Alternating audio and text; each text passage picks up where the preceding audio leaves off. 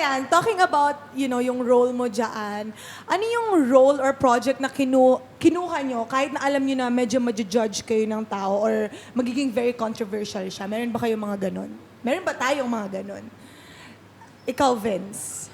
Parang wala pa naman. Sa Wala mga pa. roles na natanggap ko, parang wala naman sa... So far, aligned pa siya sa ano mo, sa kung ano parang talaga yung pinaka image mo. malalang atang natanggap ko, baliw ako eh. Ito yung... Oh, I remember yeah. this. Which, parang sa akin, solid naman siya. Oo. Experience. Galing mo doon, pre. Panood kita doon.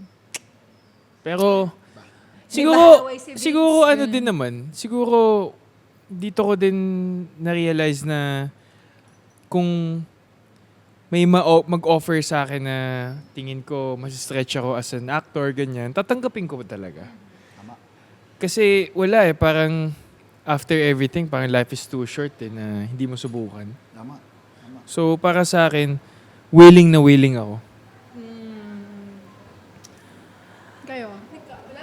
Oo, sa kanya eh. Huli natin si Royce. Ako meron, I had this one international film and yung character ko was a pregnant woman.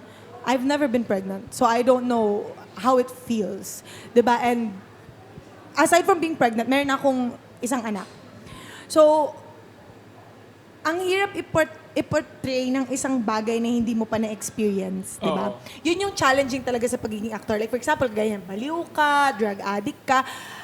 Ang hirap kasi niyang gawin, lalo na hindi mo siya na-experience kasi merong mga taong nandun sa position nila na yun and alam nila kung paano. So pag nakita nila na ganun yung ginagawa mo, they might judge you na bakit ganyan yung sa tingin nila na... Tsaka hindi kasi siya emotion. Hindi lang emotion yung pretend mo. Physical Exactly. circumstance Yes. kasi siya na kailangan mong isipin paano mo ipoportray. Totoo. So I had to ask my cousin kung paano maglakad yung pregnant woman, ano yung mga mannerism nila. Like, you don't even know it, pero tinatouch mo yung belly mo most of the time, like pinapakiramdaman mo kung gumagalaw. May mga ganun sila. And then hindi lang ako basta-basta pwedeng umupo. Mayroon daw proper seating talaga kasi you can't sit na agad-agad kapag pregnant ka. So, nung time na yon, nung tinanong nila ako kung okay lang ba na kunin ko yun, talagang I asked myself kung okay lang ba? Because I was afraid to be judged. Baka sabihin nila, ano bang klaseng aktor to? Ganyan lang, hindi niya magawa. Sa tingin ba niya ganyan yung buntis, ganyan, ganyan. So nagdalawang isip ako kung kukunin ko ba siya. But then again, my love for acting, mas nangibabaw yon, yung love ko for acting kaysa dun sa takot na naramdaman ko to take that character. So I did it, I studied it, and fortunately it was okay. Kaya yun yung para sa akin na medyo nakakatakot sa mga ganitong klaseng characters. But yeah, yun yung kagandaan sa pagiging actor eh. You get to portray things na kung ano yung na-experience ng ibang tao even though you never experience it yourself, di ba? Siguro yung role na dapat hindi maayos yung itsura ko, parang talagang galing talaga sa wala ganun. Pero paano kasi sa cute kong tong hirap. Ay, hirap. nako. Ang So, hirap, diba? hirap yan, Roy! Gusto nila akong dumihan or talagang ihagad. Hirap na hirap sila. Parang kailangan akong Gets look kita. test Ba ng to? 3 araw Oh para my lang God, kawawa ka naman, matanggal- nahirapan Ay, joke ka. lang.